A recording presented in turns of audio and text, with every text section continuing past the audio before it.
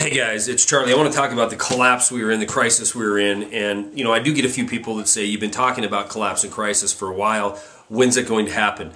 Man, if you don't see it, if you can't see that we are in collapse and we are living in crisis, a crisis that's accelerating, then I have nothing to offer you on this channel. You're truly stuck in the mainstream pop culture mentality. If you're believing everything that they say on television, that Dow 12,000 equals a recovery, or that if Jamie Dimon receives a 1,500% increase in pay, that equals success and prosperity for Main Street, then that's where you live. There's nothing for you on this channel or on alternative media, because we're trying to base what we bring to you on facts. We're trying to base it on statistics that show that things are worse now than they've ever been. Even going back to the Great Depression, a lot of statistics are far, far worse than they were then. And one thing that is certainly far worse is the fact that we are straddled with this massive debt load that is strangling countries around the world. We didn't have that during the 30s and the Great Depression, but we certainly do now. And thanks to Congress, we'll even have more of that. Today, 260 to 167, they voted for this great tax cut deal, or this great budget cut deal that they put together on Friday. Claim success, claim that they did what they do in Washington, which was put their differences aside, come together, and create solutions. All they did was create talking points. We found out on Monday, and Congress knows this, we found out on Monday that it was $8 to $14 billion worth of tax cut. That's it. We found out as late as yesterday that it was only $322 million worth of cuts for the fiscal year of 2011.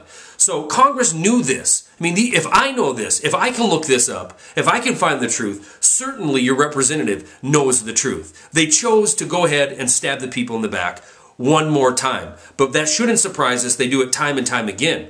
Now the next battle is going to be the credit card debt limit. Geithner's out yesterday saying, quote, they of course have to do it, speaking to Congress.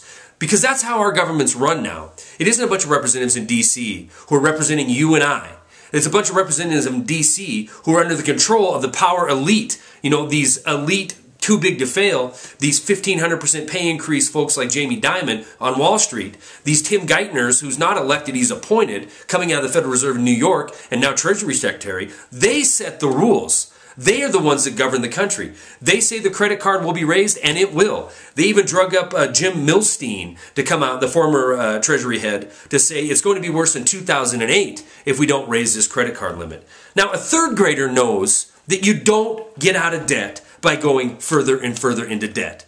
Nobody's talking about cutting the military. Nobody's talking about clawing back some of this money from the too big to fail that have record bonuses in 2010, outshining the second year of record bonuses in 2009. The Main Street is dying in this country. 45.4% of Americans work in this country right now. That's the lowest since 1983. 66.8% of men surveyed in this poll work. That's the lowest ever on record. Millions are being foreclosed on. Millions are going into bankruptcy. 45 million people on food stamps. And Wall Street is completely whole and healthy. Tell your government that they are not representing you. And that is why they will get the summer of rage. And that is why the collapse of 2011 is assured, because of their failure, their epic fail. Stories are attached. That's all I got.